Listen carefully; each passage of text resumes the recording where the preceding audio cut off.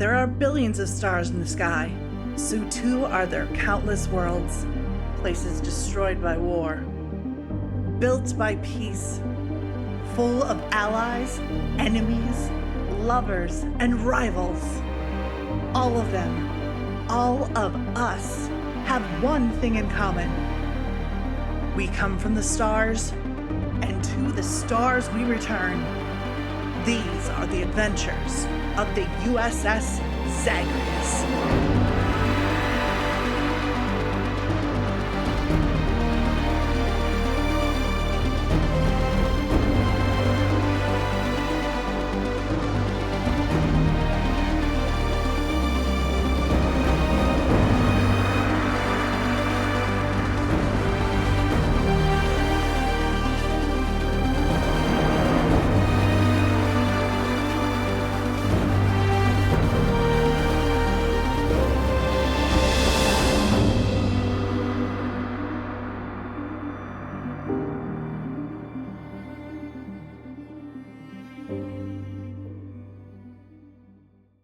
Greetings, people of Earth. My name is Rob Whelan. My pronouns are he, him. I'm an author, game designer, and professional nerd. Tonight, I am the host of Theater of the Mind Players, your friendly local actual play show. Slaps. All right. Don't give her fucking time to say it. Tonight, we are playing Star Trek Adventures from Modiphius. This is our second season of Star Trek Adventures. It is also the playthrough where we use the second edition of the game. Normally this would be where I hold up the book, but we're currently playing it early enough that we don't have the books. But either way, if you would like to see the first arc of our season, you're going to want to go back 3 episodes. But as long as you're going back for 3 episodes, you might as well go back and watch the first season to see our beardless adventures in the world of Star Trek. I don't need to explain this to you because you are a massive Star Trek fan, but yes. Riker did not have a beard in the first season yes. Okay. of the episode of Star Trek: The Next Generation. I have seen both a bearded and an unbearded Riker. And it has become an indicator of show quality in that the first season was kind of rough. Yeah, it was. Whereas the second season was much better, and people give this totemic meaning to the beard. Like, that's what made the show better, not the fact that they were finally writing to the characters or that the actors had figured out what they were doing. Or they killed off Tasha. And just like real Star Trek, oh, that's good. You can watch us become more and more attractive as the seasons go by. as they actually put money into the budget for actual costumes instead of what we've done here. This shit's real. This is real. She got that from Space Force directly. Yeah. So, now that we have set up this very serious episode, let's go around the table, introduce who you are, the character you're playing, and the role on the ship that they occupy. So let's start with our first mind player. Hi, I'm Tawny P. Thompson, she, hers, and I am playing Tira Sidak, the Lieutenant Flight Controller, and I am an Orion. Let's move on to our next mind player. Hello, my name is Ethan Eichstedt Anderson, he, him, and I am playing Gullet, Lieutenant J.G. Transporter Chief, who is a Tellarite. Let's move on to our next mind player. Hi there, my name is Jordan Fishburne, she, her, and I am playing Lieutenant Commander Thang, the Klingon Chief of Security. And last but not least, our final mind player of the evening. It's your thing. Do what you want to say. Every time. Thank you. Hi, I'm Sarah Babe, she, they, and I am playing Kasha Tal, who is the captain of the USS Zagreus. Now, She is a... Oh, I'm a Trill. There you go. As is a tradition with Star Trek episodes, we introduce our our story with a captain's log. And this is one of the big reasons why Sarah really enjoys playing Star Trek Adventures, is because she gets to do it. So without further ado, let's begin. Captain's Log, Stardate 47523.9.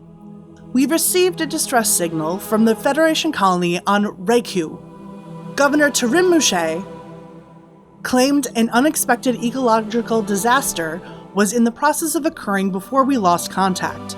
Multiple earthquakes and 20-meter waves hit the capital city of Kochi out of nowhere.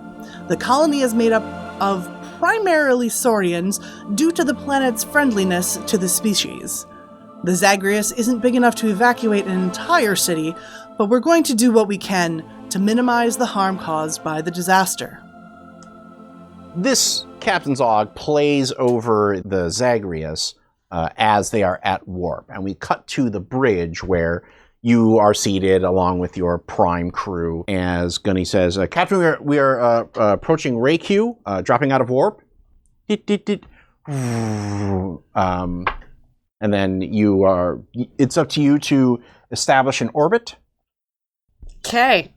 I can do that. You don't have to roll. Okay. Well, here's the thing. Actually, it is a 0 difficulty roll. However, Okay. if you wish to roll, you may do To be so flashy? to generate momentum that you can use to help deal with the problem. Oh, I just remembered. Oh, fuck. We ended last session, and Yeah. normally I start with 2 threat per player, but Oh, yeah. somebody here took a bunch of extra threat for extra dice to solve the problem. Does anybody here remember who did that? Who was that? Was that me? Because That was you. It was you. Oh, shit, my bad. I was cheering you on the entire time. I'm not even mad We were about all it. behind you. Yeah, you guys all, I feel like everybody was like, no, yeah, do it. That's future us problem, not current us problem. I believe I it also is thought Chronos. it was maybe a future rebel Well, it forget was problem. Curtis at the time. Yeah, we were kind of hoping. Never. It was worth a try. So- There was that one time. So how are you approaching orbit? From space. Well, are you being precise? Are you being flashy? What are you doing? I think probably a little flashy. Okay. That's the name of my game. I thought your game was soccer. So roll daring plus con. So, as a quick rules refresher for everybody out there and not here, because everybody here has memorized every rule book that we've ever played on this show, you take your character's approach, which is their attribute, you take their department, which is split up into sort of 6 broad general areas of skill, you add that together. That is your target number. Then you roll 2d20, and you want to get equal to or less than your target number to gain successes. Normally, you want to have 2 successes to do a thing, but in certain cases, I will set the difficulty either higher or lower. And in this case, I'm setting it at a difficulty of 0 because sometimes, especially in the beginning, that's a good way to kick off and generate momentum. But we'll see what happens after you make your roll there, Lieutenant. Does my particular focus in astronavigation help me in any way? So, astronavigation. How about shuttlecraft? This No. isn't a shuttle. This is a ship. It's just a really big shuttle. We're Yeah, not using if you think stars about to it. navigate. You're just going into orbit. Well, astronavigate. It's a planet trek. So I'm going to, you know what? Just because.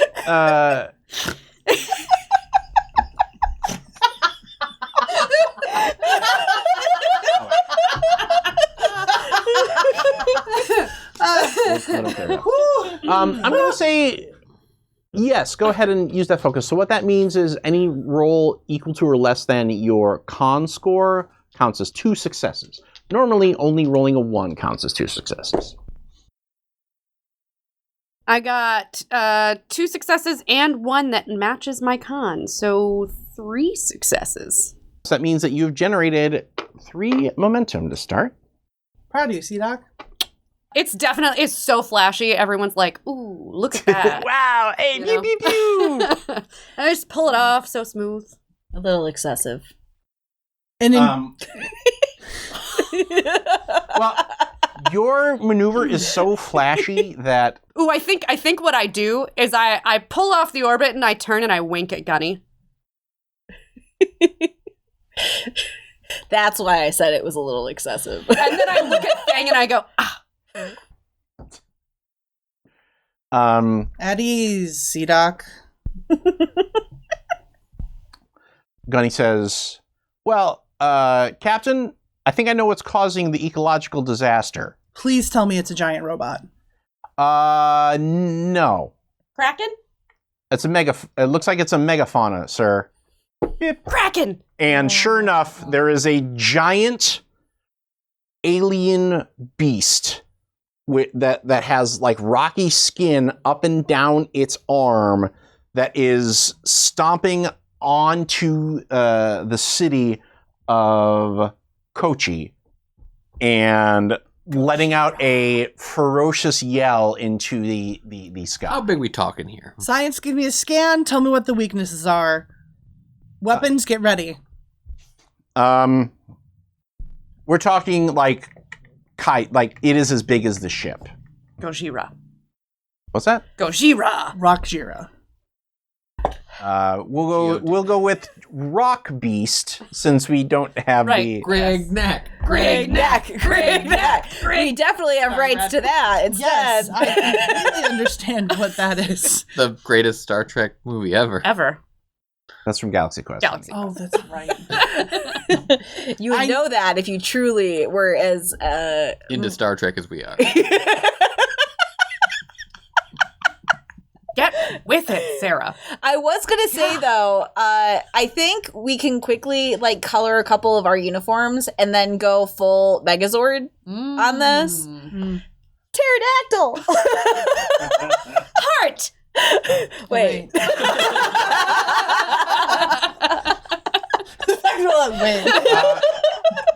So I'm going to spend 2 threat Okay. since I have so much. Okay. And I'm going to create the complication damaged skyscraper, Okay. which is next to the rock beast. So imagine a giant like crab-like thing that has rock thick armor, and it lets out a screech as it smashes into a skyscraper that starts to like buckle and tip and wobble. Hey, Gunny, you didn't forget to tell me you were Spider-Man, did you? Sea-Doc, What? get us closer to the planet. Gulak, get a transporter lock on as many people as you can that are in that skyscraper and beam them onto the ship. Where is that analysis of what that monster is made of? We need to attack if we can. If not, get a tractor beam ready. Well, so Commander Zachary says, well, technically, Captain, because it's a unknown life form, we shouldn't attack it directly. Give me the deflector shield and the tractor beam. You heard her. How many people are you trying to rescue here? All of them? Okay. So that's going to be a transporter roll difficulty 4. Can I assist? Can I... Only one can assist. Because Anybody? Can I assist by getting the ship closer? You can. Same Remember that every person that assists expands his complication Mhm. by 1. Which we all love complications. role. Look. Play it like you wrote it. So you can kill it and rewrite it. Okay, so roll your Daring and Daring plus Con. What you only roll 1 when you're assisting. Oh. Well, they were both successes. Okay.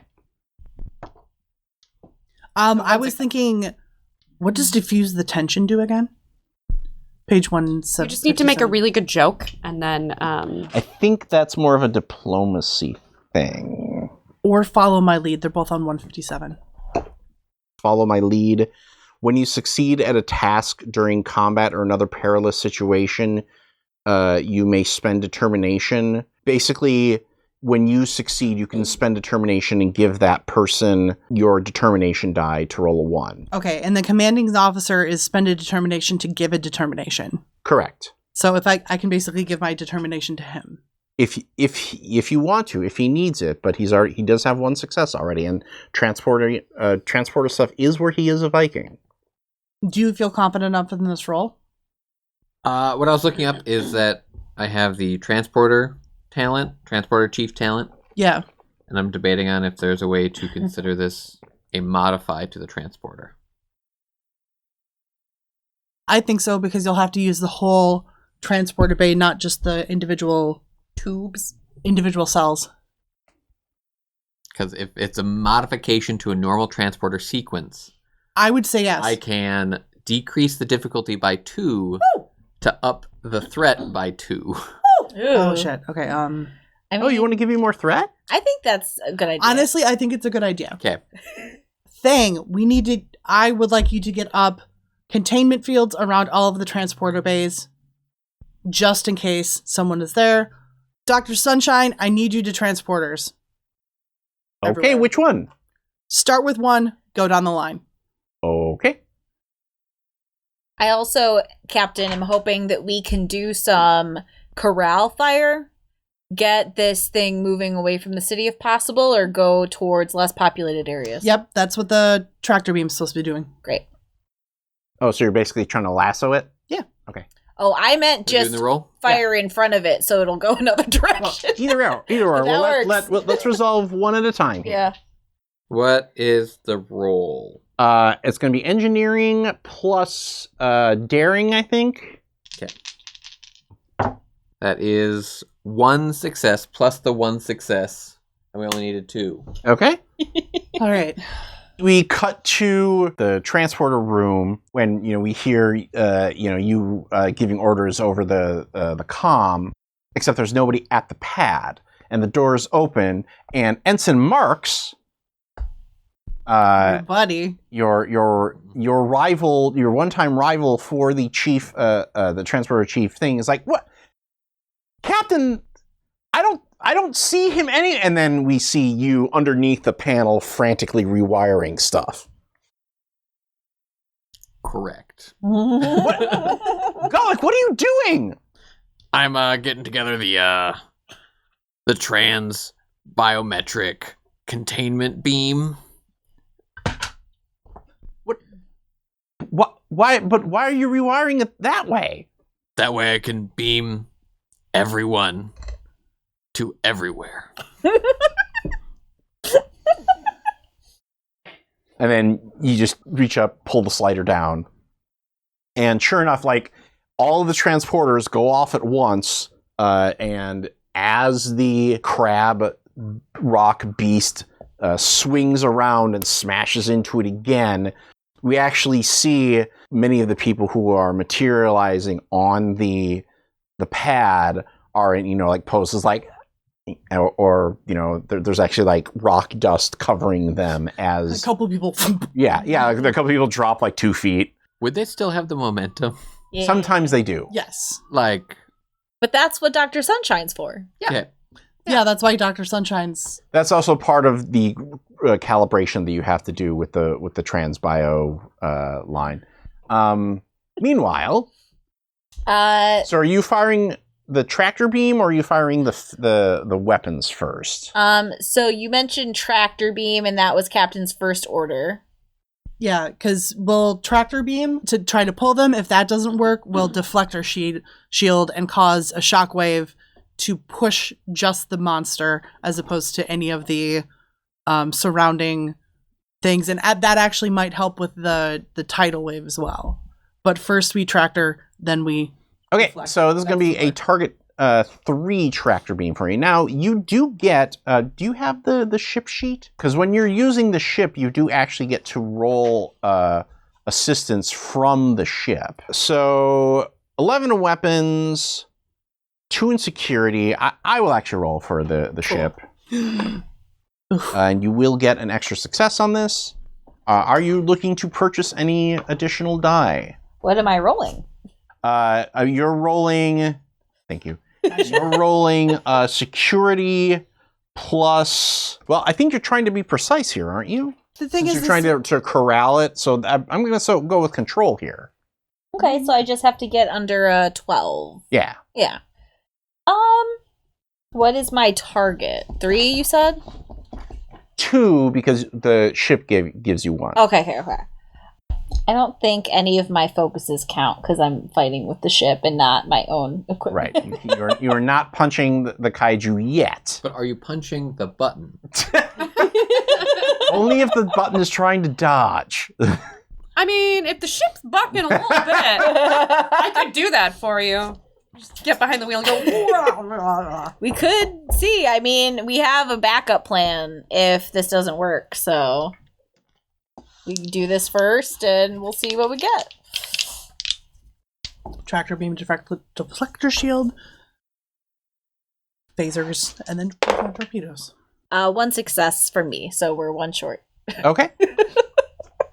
You hit it with the tractor beam, but there's too much shear to get a complete lock on it. Like it's moving around too much, not in a ship-like way. It doesn't quite grip. I'll give you a choice though. You can either miss with the tractor beam, or get a lock, but once this has been resolved, the tractor beam is burned out, and you guys are going to have to fix it. Yeah, I say I would burn it. Yeah, let's make engineering do something. Just make engineering doing something this episode. They've done nothing yet this episode. I think that's a future Zag problem. Thing is in her chief of security command chair. She's got her whatchamacallits Lawn darts? Joysticks out on her I was thinking console. collie sticks. Okay. I'm not attacking the computer. I'm trying to make it do what I want. And I just am seeing the dial go up and up and up, and I'm like, just a little bit longer, just a little bit longer. And there you do hear the chirp of like, engineering to bridge, Captain. You do know that we are exceeding tolerances on the tractor beam. What exactly are you trying to tow out there? Just a kaiju. A what? It's a giant monster attacking the city. Oh. It's very attractive. Yeah. Well, that's good to know, but that's... Yep, I'm sorry, but you're probably going to have to fix some stuff after Thang's done with it, and she's done with it. Well, you got it locked and mobile and immobile, and it like, I think we kind of cut to, you know, the tractor beam raining down from like the ship in orbit, and it's kind of like sort of dangling there like it's in a claw machine. Yeah, we're just going to toss it back into the ocean. Or just... Should I pull the ship towards the ocean and we just, like a claw machine? Just Yeah, you can drop do the that. claw. I would recommend it. It took quite a bit to get it controlled here. If we put it back in the ocean, that could cause another tidal wave, and that'd be really bad, and then people would... Well, not if you take it far enough out. And gently. And drop it gently. Yeah. Like, bloop. There you go, little Well, I was buddy. going to say, if you want to drop it gently, then that's going to be a roll. Okay. Yeah, drop it gently. Drop it. We're going to drop it gently. Drop it like it's warm. Also, science, give me as much as you can tell me about that being down there. What do you need to know, Captain? What it's made of, what the weaknesses might be, what its birthday is, does it like long walks on the beach? What's its favorite color? Does it have a nickname? Poor soft boy. I'm kidding, soft boy. Just give me composition. Does he have a give me girlfriend? spots. That's not... Gully wants to know. Ensign Parker. My name is... I have a name. It's Ensign Parker. I know, Ensign Soft Boy. Just do it. I'm kidding. No, I would Ensign Parker. He's going to go Barkley all over. Oh my God, can we have a Barkley episode? Maybe. Barkley's my favorite. Is this daring con again? Yeah. I feel like gently dropping a kaiju into the ocean is definitely something that's daring. 2 success! Yay! Okay. Wait, does that one go under your thing though? It does, but I don't think any of my focuses really go with this anymore. This is definitely not. I suppose extravehicular activity. No. I mean, sort of. Negotiation? No. Soccer ball? No. Onk. You basically drop into the atmosphere as gently as possible and like put the rock beast in the water. And as soon as she breaks the surface tension, you cut the power. And I think we have even a slight little psh as the wiring on Federation ships often is that way. 25th century, nobody believes in circuit breakers. Right. You know. Wouldn't burst a bubble, C-Doc. Great job. And It might. and the Maybe not creature balloon. lets out one like "Arrgh," and then Oh, Fred. sinks back below the wave. So the next thing that I want to do is meeting with the sort of the heads of the settlement. Well, let me ask you, do you want to do that scene or do you want to do the analysis scene with Ensign Parker first? I'd like to do the analysis scene first. Okay. Because that's going to, if we can tell them more information about it than they know, that's going to be useful. Okay. So, cut to the ready room, and Ensign Parker is giving his presentation because he's a xenobiologist, right? Yeah. Yeah. Well, to be honest, sir, I don't even necessarily know that if we opened fire on that thing, if we would have done anything. I based on my analysis, we think that, or I think that this thing might be some kind of extrasolar being. That like it's not native to this world. It came here. Okay. Or, just based on the analysis of its skin and Spectrographic. yeah, and the biometric syncing of the scans that we were able to do in the short amount of time that we were able to encounter it. I think this thing is able to survive in space, and I think that they actually hop from, or they go from planet to planet, and that's how they propagate their species. Why it ended up here? So like spores from a mushroom. Yeah, something like that, except Rock. bigger. Yeah. Way bigger. Way bigger. Arguably, mushrooms are the largest Never mind. No, she's right. I know. Because Mycelial network. Yeah. Yeah. So. I mean, the discovery's like that. Wait, what? Is there a record of the last Of us? meteor to hit this planet? We can ask them when we meet with them. Yeah. But what else do you need to know, Captain?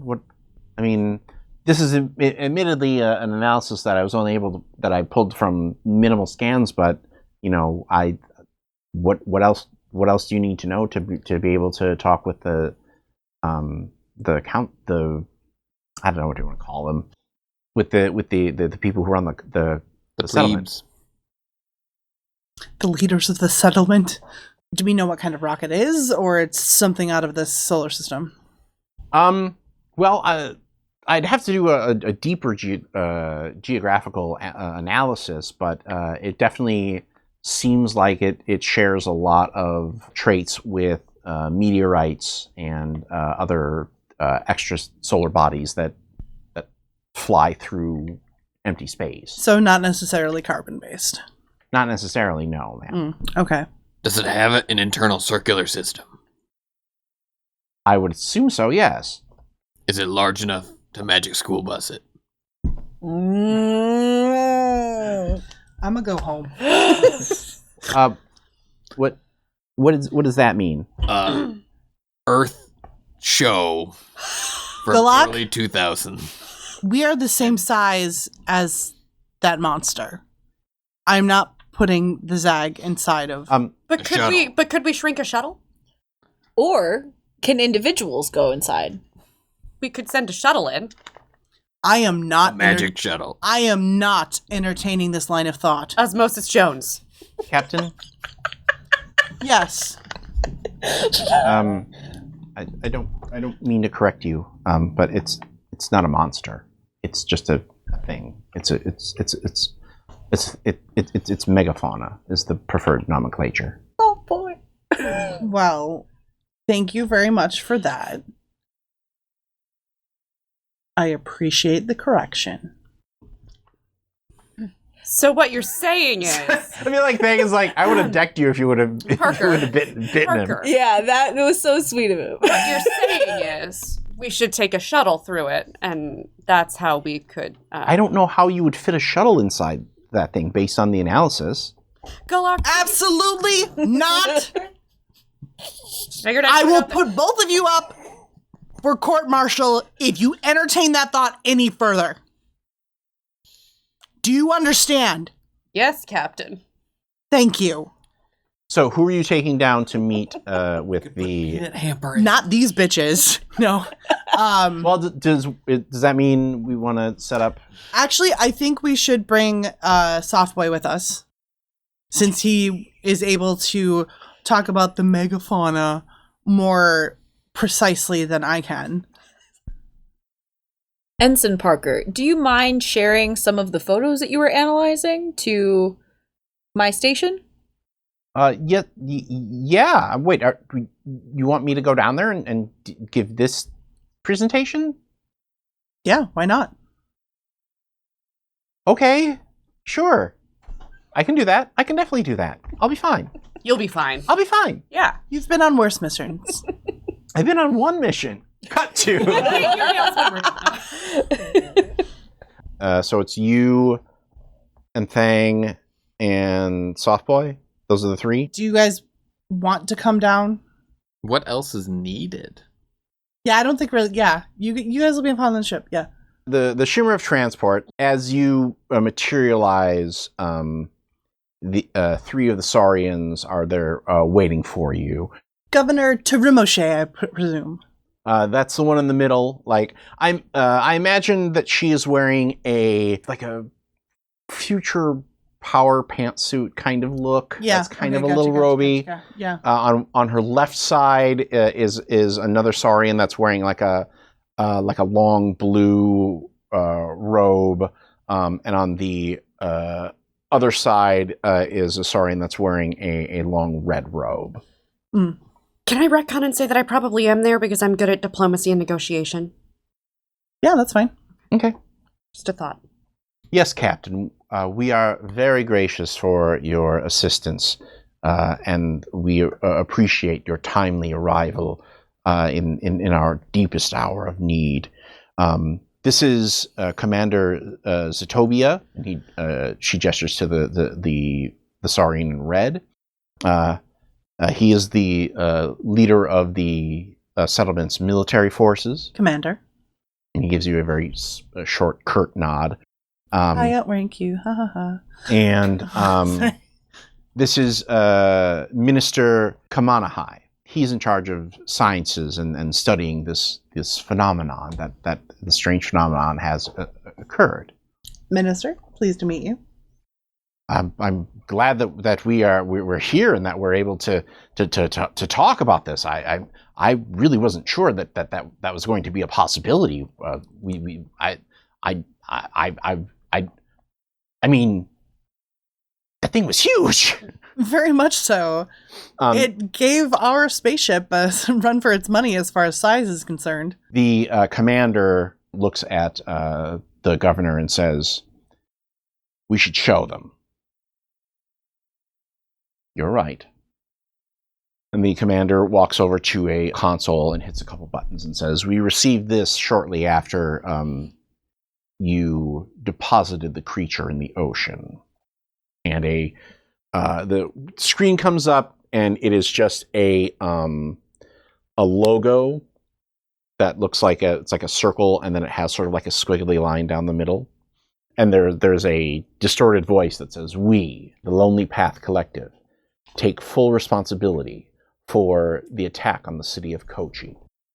We believe that the Saurians have, for too long, been held back by their blind loyalty to the Federation. We will continue to press our advantage until the Federation leaves the Saurians to their own path." This was not a natural disaster, Captain, says Commander Zotavia. This was a terrorist attack. That would explain the readings that Ensign Parker took. It definitely implies that this is a, what would you say, a megafauna that was extrasolar. Was that correct, Ensign Parker? And that is where we will end our episode here tonight. Oh, soft boy. Please join us next week for the thrilling middle act of our second Star Trek arc. From all of us here at Theater of the Mind Players, this is Rob Whelan saying, just repeat to yourself, it's only a game. I should really just relax. Congratulations, fellow human! You've reached the end of an exciting episode of Theater of the Mind Players. If you enjoyed our story, please like the video. If you want more games, subscribe to our channel. Attack the bell for notifications on new posts. If you liked the episode, please tell us what you enjoyed the most in the comments. If you loved the episode, consider joining our Patreon. You'll get access to special shows, session zeros, and help us determine what we play on the show. We love our friends of Pat Rayon, and we hope to see you there.